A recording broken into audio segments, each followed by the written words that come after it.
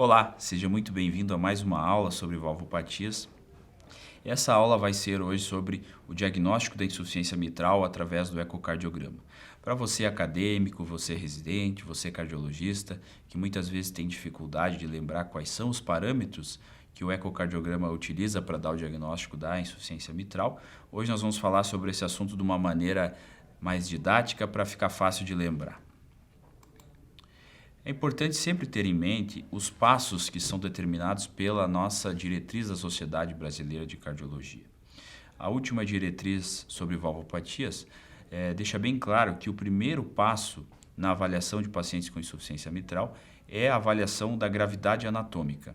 Então, esse passo engloba tanto o exame físico, que quando sugere uma insuficiência mitral importante, deve ser realizado o ecocardiograma, que é o melhor exame que vai nos ajudar a determinar esse passo com segurança. Como que a gente vai determinar se essa insuficiência mitral ela é primária ou secundária? Para responder essa pergunta, é fundamental ter conhecimento sobre a anatomia da válvula mitral. Quando acontece o acometimento direto ou do folheto anterior ou do folheto posterior, ou também das cordas tendíneas ou dos músculos papilares, um acometimento direto do aparato valvar mitral, essa insuficiência mitral vai ser chamada de primária.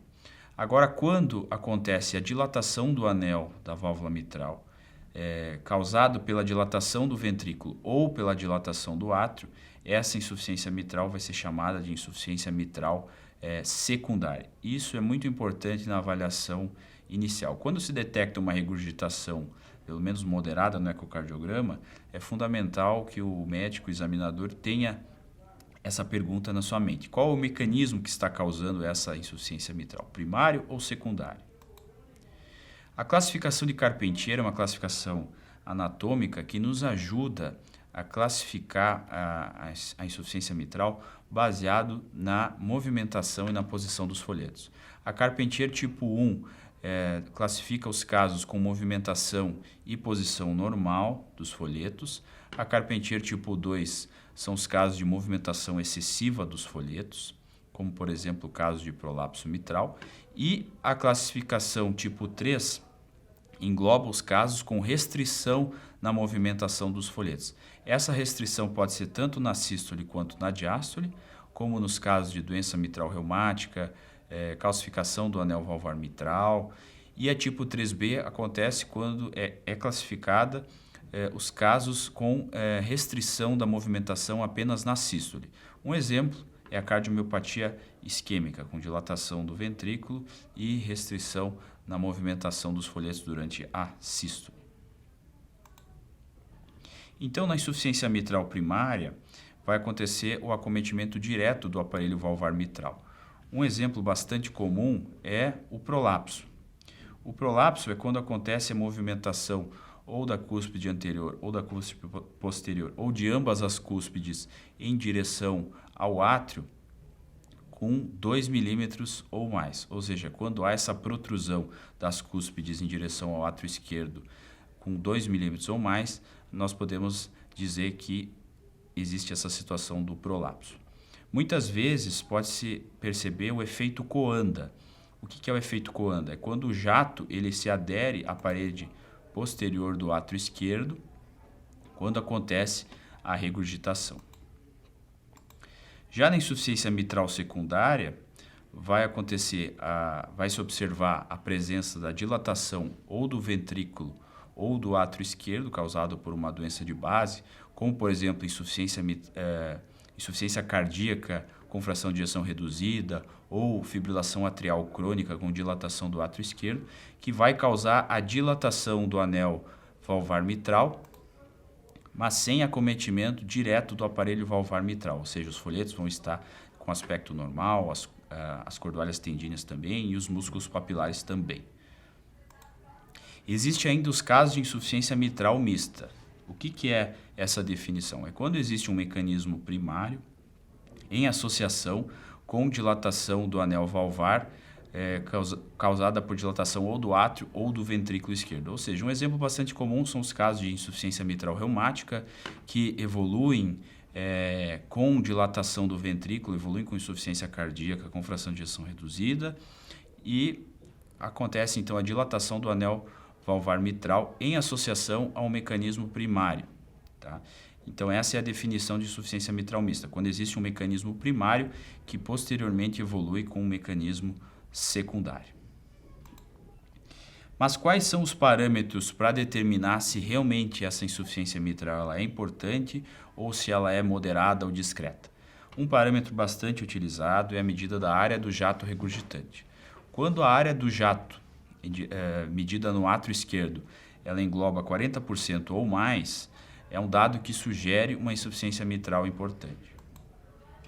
Um outro parâmetro bastante utilizado no ecocardiograma é a medida da vena contracta. O que é a vena contracta? A vena contracta é o ponto de maior estreitamento do jato, medido logo acima do orifício de regurgitação. Então, essa medida da vena contracta, quando maior ou igual a 0,7, tem uma especificidade significativa para a insuficiência mitral importante. A medida do PISA também é um parâmetro bastante utilizado. O PISA é a medida da zona de convergência de fluxo. É a medida do raio entre a vena contracta até o ponto de aliasing no Doppler. O ponto de aliasing no Doppler é o local onde acontece a mudança de coloração no Doppler. Através dessa medida do raio, do PISA, através de outras fórmulas matemáticas, podemos determinar parâmetros como, por exemplo, fluxo regurgitante, área do orifício regurgitante efetivo, volume regurgitante e fração regurgitante. Isso o ecocardiograma, o aparelho do ecocardiograma acaba calculando de maneira automática, mas nós estamos falando aqui para se entender de onde surgem esses parâmetros. São através da medida do PISA. É fundamental também a gente avaliar a repercussão em câmeras esquerdas. Esse parâmetro é bastante utilizado para determinar principalmente a diferença entre insuficiência mitral aguda e insuficiência mitral crônica, pois os casos de insuficiência mitral crônica que apresentam dilatação do ventrículo esquerdo ou dilatação do átrio esquerdo sugerem, com uma certa especificidade, que essa insuficiência mitral seja importante. Já nos casos de insuficiência mitral aguda, muitas vezes ainda não deu tempo no momento da avaliação de dilatar o átrio e o ventrículo esquerdo. Já nos casos de insuficiência mitral secundária, vai acontecer a dilatação já do ventrículo e ou do átrio esquerdo, causando essa insuficiência mitral. Então, a repercussão em câmeras esquerdas é fundamental na diferenciação entre insuficiência mitral aguda e insuficiência mitral crônica. Outro parâmetro que é bastante utilizado é a avaliação do fluxo em veias pulmonares. Quando acontece a presença do fluxo sistólico reverso, é um parâmetro bastante específico também que fala a favor da regurgitação importante.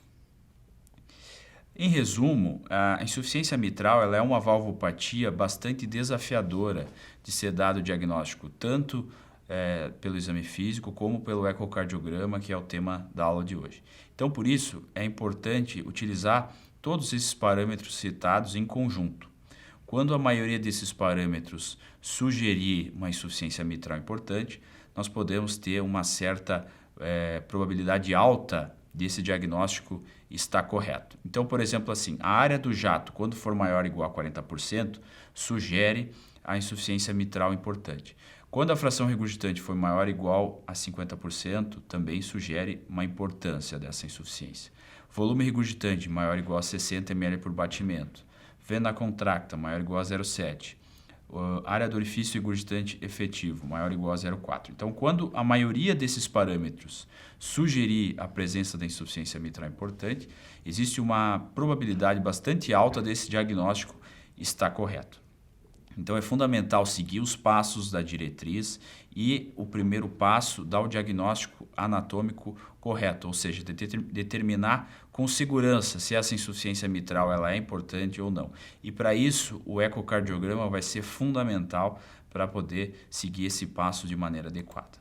Então, muito obrigado. Para mais informações, por favor, acesse o nosso Instagram, @3i_core, ou o nosso site triplei.com.br. Um abraço.